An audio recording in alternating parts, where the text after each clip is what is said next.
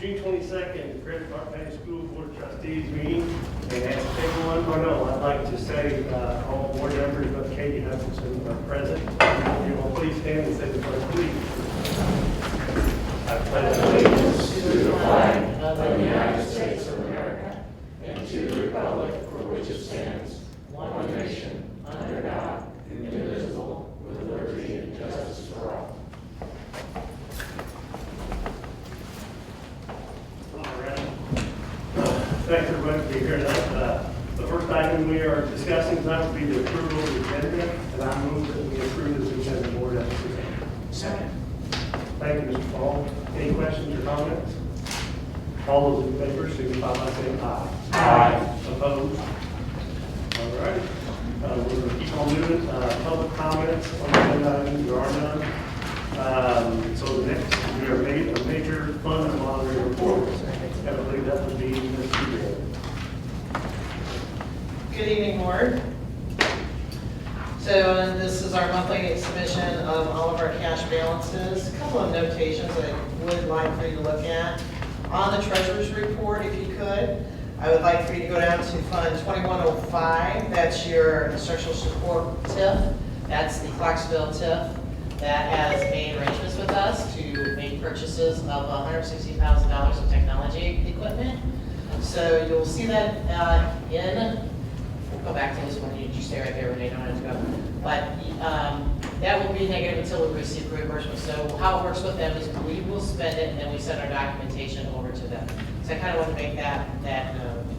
On the major cash balance report, as you can see, the balances are staying very steady, but remember, at the end of the year in December, I always point this out, that we will have a TAW that will be repaid in education and operations.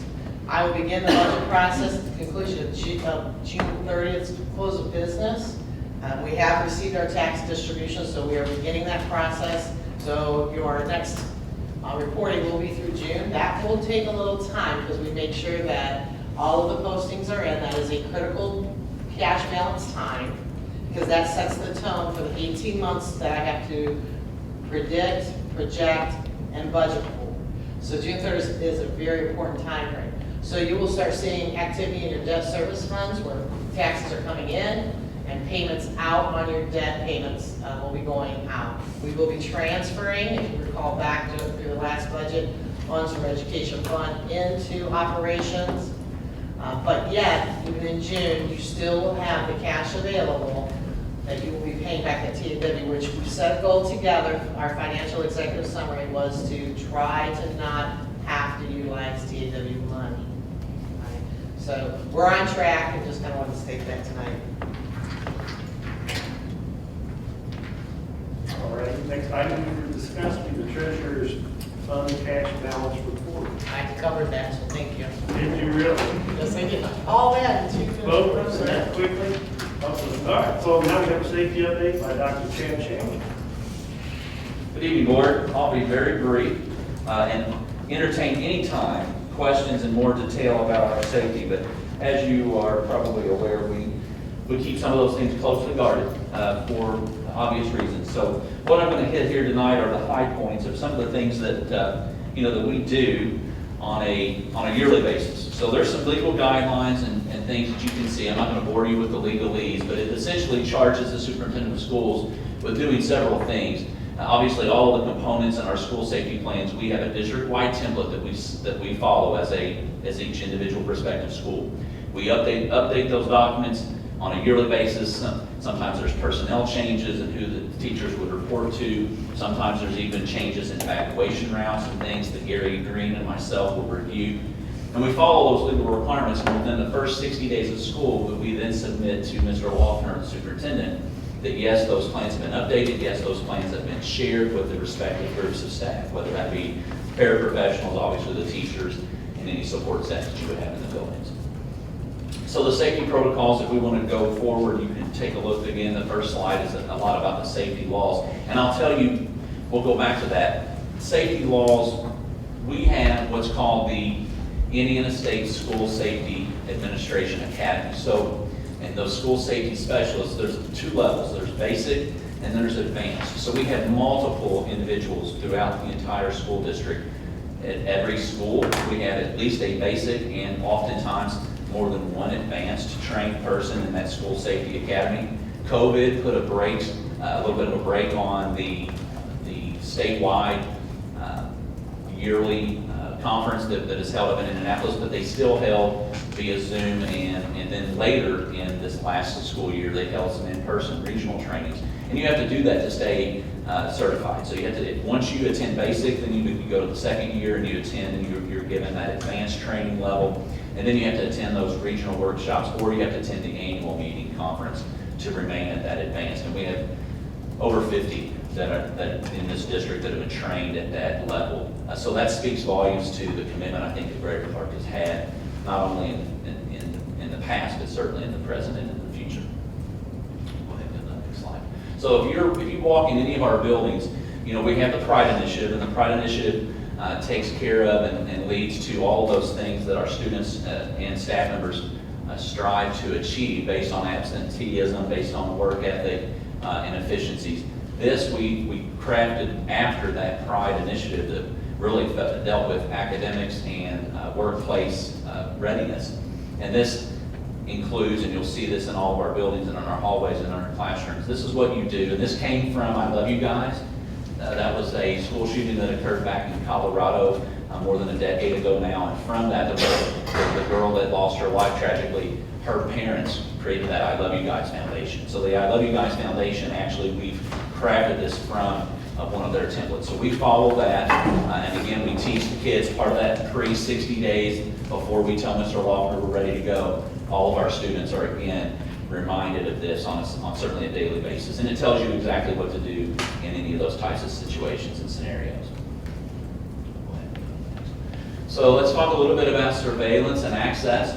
Many of you have your badges on right now, and you came in with one of the doors and you had that two-factor authentication. All of our staff members have that as part of that access control. But surveillance is more than just hanging cameras. We're now moving over and migrating into a real-time monitoring, especially on some of our outside areas that we know we need to have controlled use. You know, at 10 o'clock at night, no one should be on a football field.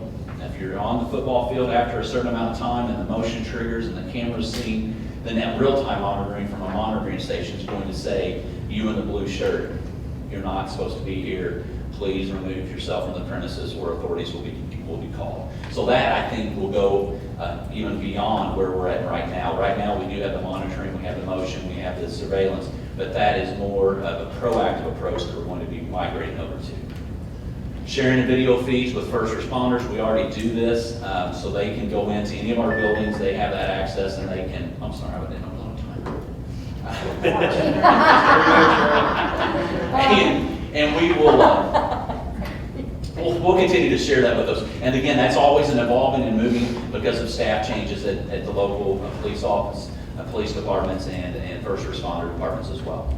Detailed onboarding and offboarding. What we mean here is for access controls, not just keys, but you're going to see a personnel report, and you've seen the last several personnel reports, and that always happens over the summer where we have a lot of transfers, both with parapros and support staff and teachers as well. So offboarding, bringing those keys back to us from one building, giving them access to a new building that they're going to, and a new master key that will get them in. That's very important, and that's something that Gary Green and I are charged with doing on a daily basis, and I'm looking forward to what Gary's going to be doing with that moving forward. As major, go ahead, that's okay. Now, okay, so this is probably where, if you all receive calls about one of the realms of school safety, it's probably about bullying. If you haven't received a call yet, then I think that just is a testament to our teachers being, if they see something, they say something, and our counselors working through that, and then that just follows the chain of command from there up to your assistant principals and principals. But we do have a very detailed reporting process for bullying. One of the things that we have to assure Mr. Loeffler of within the first 60 days is that bullying training has occurred for all staff. We do that with my bus drivers. We do that with our bus monitors. We do that with our parapros and our teachers. And we also have a training that we operate and show to all of the students as well that gives them this. And that mantra, if you see something, say something, is something we follow, and we try to let the kids know that there's there's nothing that's going to have any kind of retribution. We need to know so that we can intervene and take care of that. So I've just given you the sample form there on the lower left, and then the staff trainings. If we wanted to, we could click on that link, and I can share this out in email as well so that you'll get that more detailed. But then you can see those different staff trainings that occur. So, okay, so threat assessment. Now, this is a link that I'll probably let you see here in a minute, but before we do that, threat assessment is just like it sounds. If we have a report of a student or a staff member or someone in the community that has posed a threat or might pose a future threat, we have a template that we use, and that comes from Virginia University. We think it's one of the best in the nation, if not the best in the nation, and I'll show that to you here in a second. But when we intervene, we have wonderful school resource officers. They do a fantastic job.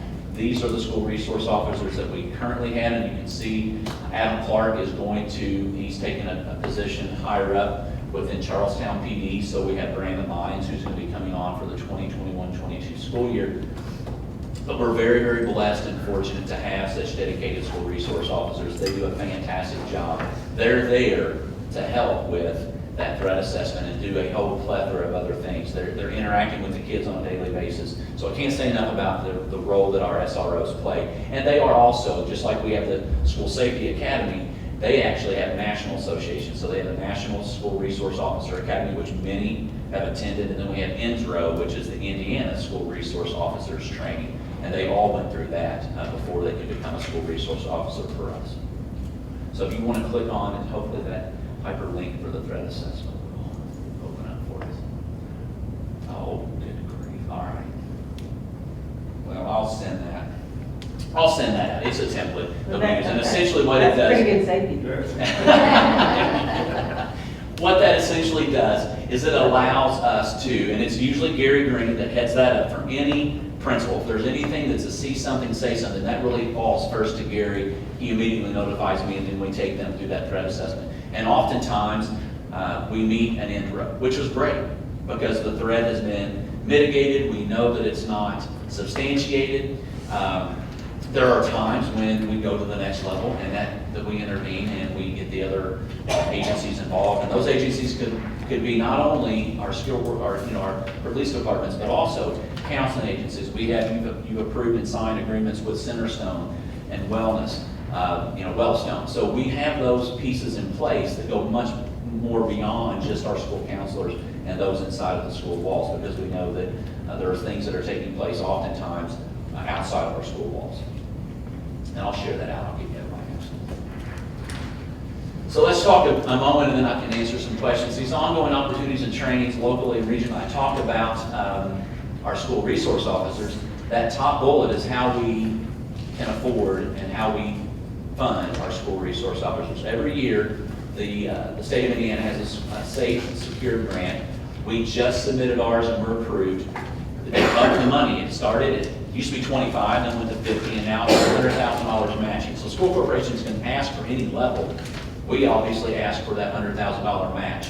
So we spend more than $100,000 on SRO coverages and the other safety components and software and hardware that we have on an annual basis. But this certainly is a shot in the arm for us, and it certainly helps us continue that funding level for those SROs and the other things that we do. I've already touched on the School Safety Specialist Academy. I won't go there again. We talked about MASRO and INSRO for our school resource officers. And then, oftentimes, and we try to let the board know if you happen to see 20 police officer vehicles, or if you happen to see, there's a reason for that oftentimes. It's for the ongoing training. We open up our buildings and they'll train dogs. The other day I came up to look in the Charlestown Middle School's pool, and they were an officer from Caruthersville and an officer from Seymour were training their dog to find an assailant, to find someone that they had given the scent to. So things like that are ongoing throughout our district, and that's something that we want to certainly keep going. And then the Clark County School Safety Commission.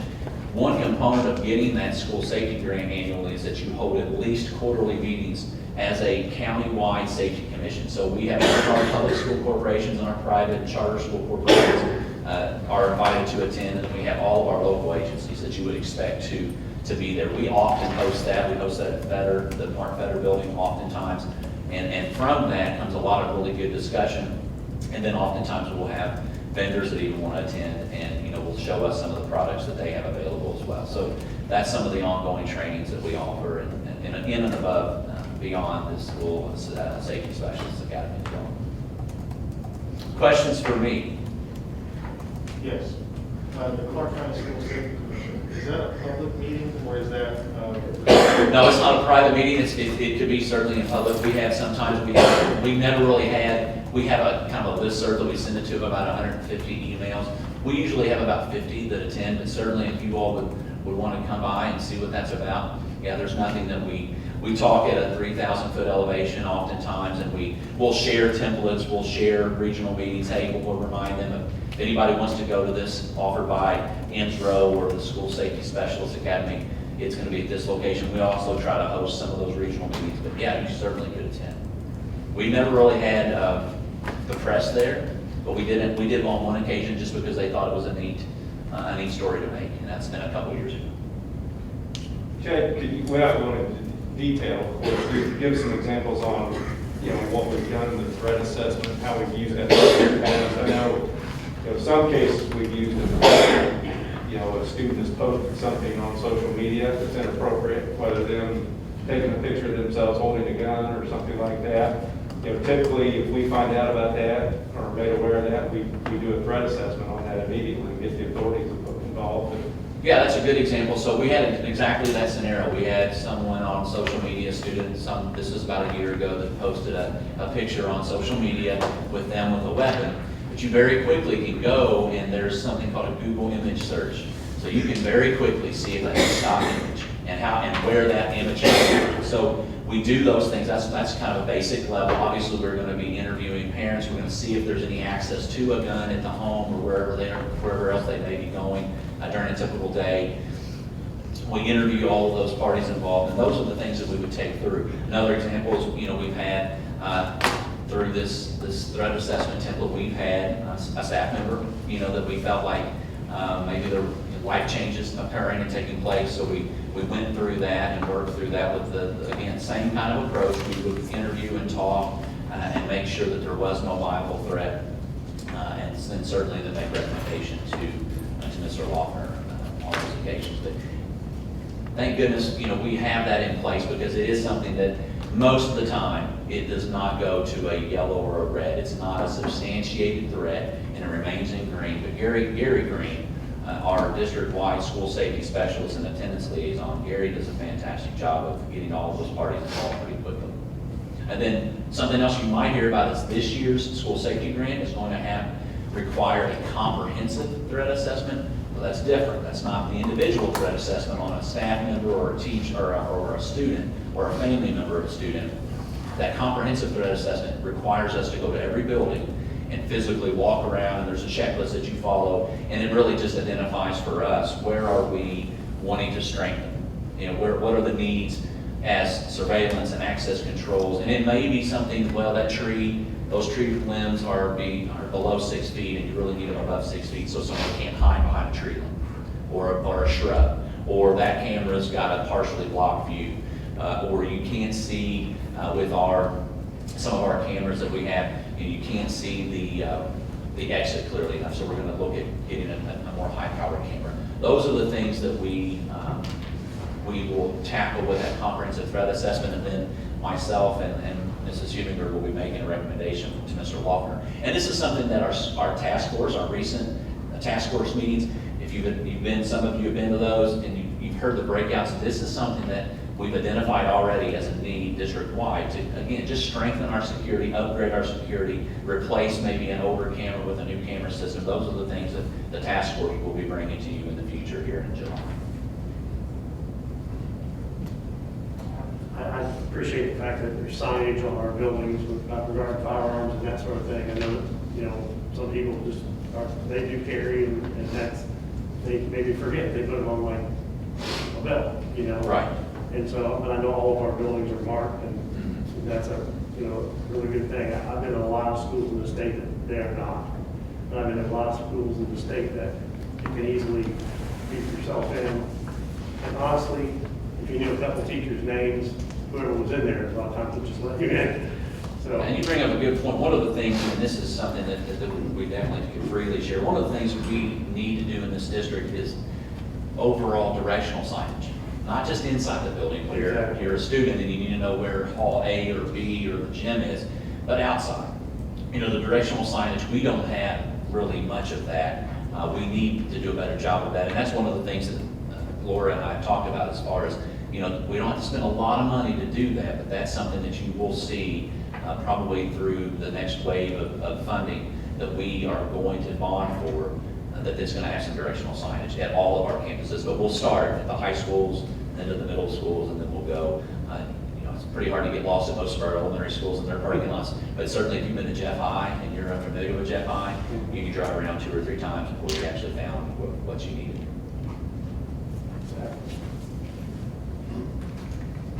Thank you. thank you. Moving right along, let's move on to the consent agenda. Board, do I have a motion? Mr. President, I recommend that we approve the consent agenda as submitted.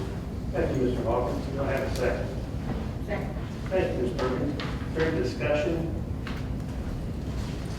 All those in favor, signify by saying aye. Aye. Opposed? There we go. Now, since Fair Katrina is not here, and since it's your birthday, Mr. Patrick, would you care to do gifts to buildings for us, please? Okay, I will do that. We have 2 items. We have Jonathan Jennings, $863.27 from the Community Foundation of Southern Indiana for their library, and Riverside Elementary from Coca-Cola, $32.10. The total is $897.37, and I move we accept gifts to buildings as presented. Is there a second? Second. Thank you, Ms. Pruitt. Any questions, comments? All those in favor, signify by saying aye. Aye. Opposed? All right, let's move on to action items. At this point, we have the lease agreement renewal with United Metro, or Metro United Way, and I believe that would be, hey! I'm here, I'm ready. All right, board, good evening. On December 18th, 2018, the board approved an agreement for Metro United Way to lease 3 offices at our Federal Center. That was for an initial 3-year term. That's since expired, and Metro United Way reached out to us asking to renew that lease and actually add an additional office. So we attached is the agreement, including the additional office for a total of 4 offices for another 3 years. And that lease will go through June 30th of 2024. The total $2,000 per month will be paid for over the 36 months. We're recommending approval for that lease agreement with Metro United Way. Perfect. Board, do I have a motion for lease agreement renewal with Metro United Way? Mr. President, I would, Mr. President, I move that we accept the lease agreement renewal with Metro United Way as presented. Thank you, Ms. Perkins. Go ahead, second. Second. Mr. Freeman, thank you very much. Any question or comment? All those in favor, signify by saying aye. Aye. Opposed? There you go. Thank you very much. Next on the agenda would be the proactive contract. If board, I'm recommending that we renew our contract with Proactive. It's a 3-year contract. We went through the process of looking at different providers and vendors in terms of seeing, what they had to offer and at what price.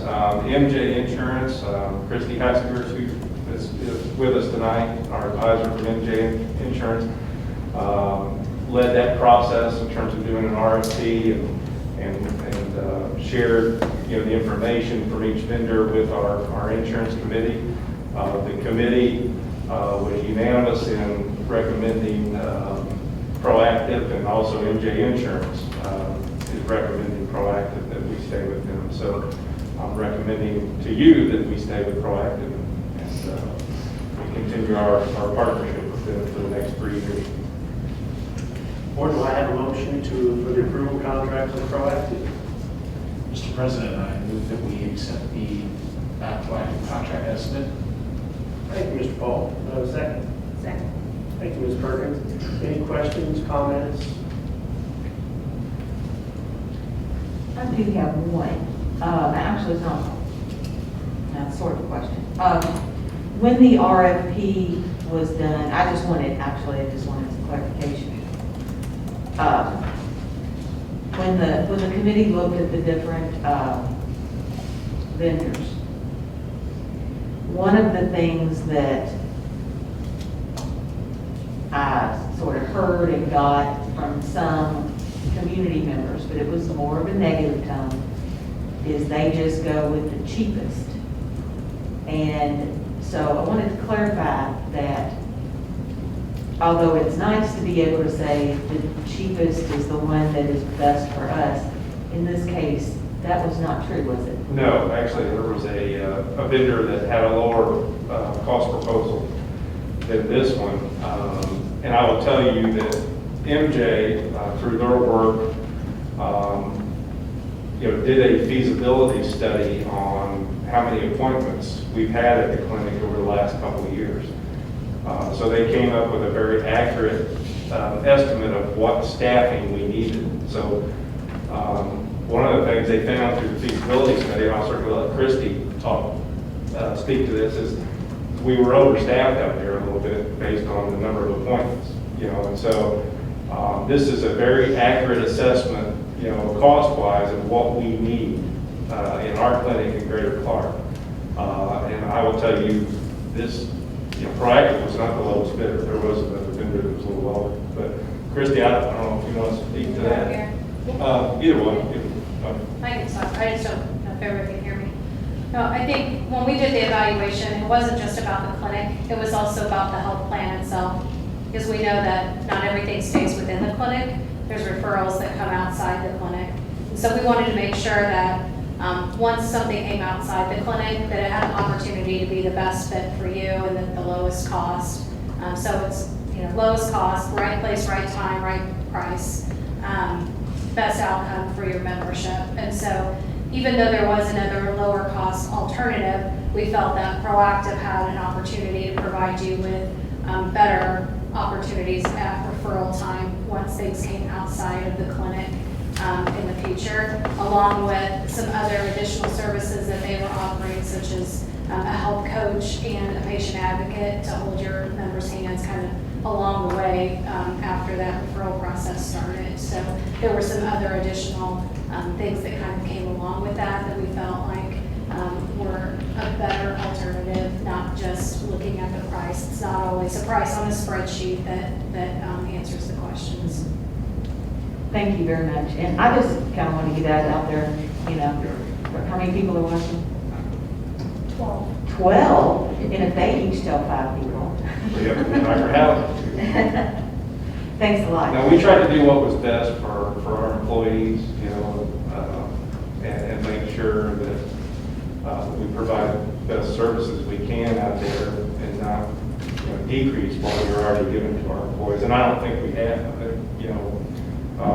The staffing model that's in this contract will meet the needs of our employees and the family. I was just going to ask, when the little staffing turnover came about here recently, I know that there was some ramping up that needed to be done with new staff. And from what I've heard, that's gotten a lot better. Am I correct in what I've been hearing from? Myself and a couple other members of the cabinet, and Christy's involved in a phone call every Friday with Proactive, and we talk about how things are going, since the transition in staff, and are things being handled, like they should be. And I have nothing but good things to say. That anytime we brought an issue to Proactive in that regard or that realm, they've addressed the problem rather quickly and tried to take care of it. So I think they've been very responsive over the last several weeks in terms of providing services to us, addressing problems, and wanting to do things the right way. Okay. Well, all those in favor of approving the contract with Proactive, signify by saying aye. Aye. Opposed? All right. Next we have the adult meal price increase.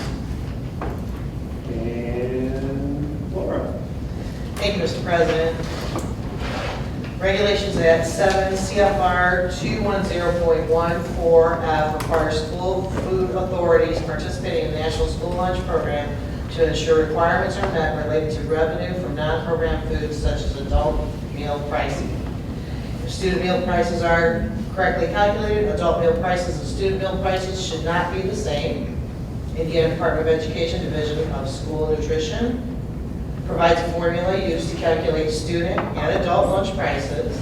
Adults' breakfast and lunch rates must include the paid meal reimbursement rates for lunch, the menu certification rate, and the per meal value of the USDA donated foods.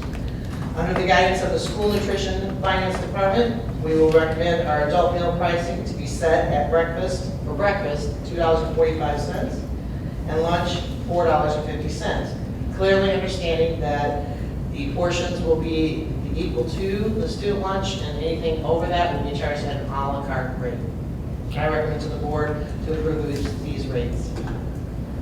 We're going to have a motion for the approval of the increase of adult meals for the 21-22 school year. Mr. President, I propose we recommend the approval of the proposed increase of adult meal prices for the 21-22 school year. Thank you, Mr. Freeman. Second. Thank you, Mr. Paul. Any questions, comments? I have one, if I may. Sure. I'll forget that there. Just want to point out and always recognize those that may help me be successful, to help the superintendent be successful, which is subsequently makes Mary Clark successful. And I just wanted to point out that Natalie was selected out of 4,000 people. She was one of 4 that was asked to participate in a leadership program that she will be heading up. So it's clear that her leadership skills shine and are sought after to be passed on and to be mentored to. So I just want to make that comment before that final vote and then walk away from this podium. But she's very instrumental in this. Thank you. All righty, all those in favor signify by saying aye. Aye. Opposed? All right. Next would be the University of Louisville affiliation agreement with Dr. Hartridge. Yes, good evening, board. I've come before you with several student teaching agreements, and this is the equivalent of that, but for speech pathology. So the attached agreement has been updated by the University of Louisville. They require that after so many years, and this agreement would allow our their speech pathology students to be placed in our schools to work under our licensed pathologist. That's part of their training program, sort of a clinical type setting, if you will. These clinical practices benefit, obviously, both our students and widen the applicant pool in the future speech positions that become available in our schools. All right. We're going to have a motion for the agreement with the University of Louisville for speech pathology students. Mr. President, I submit that we approve the University of Louisville affiliation agreement. Thank you, Mr. Paul. Second, please. Second. Thank you, Mr. Freeman. Any comments, concerns, questions? All those in favor signify by saying aye. Aye. Opposed? All right, so we're moving right along here. Public comments, none on non-agenda items. I think we're heading down around the corner. Board comments. Mr. Hawkins, you all right? If I talk too much, I'll go coughing. You've done quite well, I appreciate that. Mr. Paul? Mr. Fruit? Today? Mr. Patrick? Well, wait a minute, now wait. Uh, No, I'm just kidding, right? It's perfect. I would like to wish Mr. Patrick a happy birthday, and also Mr. Well, birthday just today. thank you very much. And Dr. Hart. And Dr. Hartledge, too. Is it your birthday today? Sunday. Sunday. Very nice. Happy birthday. Nice, nice, nice. Well, Yeah, I'd like to thank for the happy birthdays, everybody. I'd also like to thank everybody that's worked through this insurance committee stuff. I know it's been very difficult. It's been a hard thing, but I think it's been the right thing. We're going to be okay. I know it's a lot of struggles. I know a lot of faculty we're working through it, and I just want to thank the faculty for understanding and doing the best they can with it. So that's all I have to say. Mr. Walker? Two things, both coming up on July 13th at the next meeting. Number one, we're going to bring our back-to-school plan for 2021, 2022, with those adjustments in terms of masks and quarantining and all those things. I think most people will be pleased with what we bring to the table, but that'll be coming on July 13th, so all of our community and families will know what's going on when school starts. And then also on July 13th, as you know, we've been doing a facility task force. We've had 3 meetings. Members of the facility task force will present the executive summary to the board July 13th, and then after the board meeting, we'll have a work session to create, the next, 5-year facility plan. What we want to do year 1, year 2, year 3, year 4, year 5. So I look forward to working with the board on that. We had great turnout for our facility task force, especially from the community members. A lot of great feedback. I look forward to sharing that on the 13th, and then after we create that plan, get busy doing the work, because we have a lot of work to do in this corporation. So. Thank you, Mr. Walker. Dr. Shea? One thing, you did approve the personnel report, and we have in our midst, and I just want to praise Jeff Brooks for a moment. Just today, Jeff Brooks took some, about 50 different plaques off of the Jeff High hallway so that we could paint. He also, at the end of the day, took a shampooer up to New Washington Elementary School, and I'll remind you that he is our maintenance mechanic supervisor until tonight. He is now our assistant director of transportation, well-deserved, because he has stepped up, and I've heard Mrs. Dispatcher say this many times, you have to do whatever it takes. The worst thing you can say in my mind, in any job, especially in school corporations, that's not my job. Jeff has never said that, and he's done a fantastic job, and I'm very proud to have him as our new assistant director of transportation.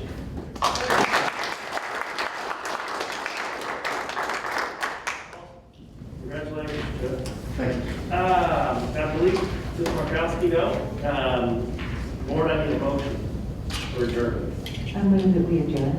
Thank you, Ms. Fitzpatrick. And I will second that. Thank you, Ms. Perkins. Any questions or discussion? All those in favor, signify by saying aye. Aye. Opposed? There we go.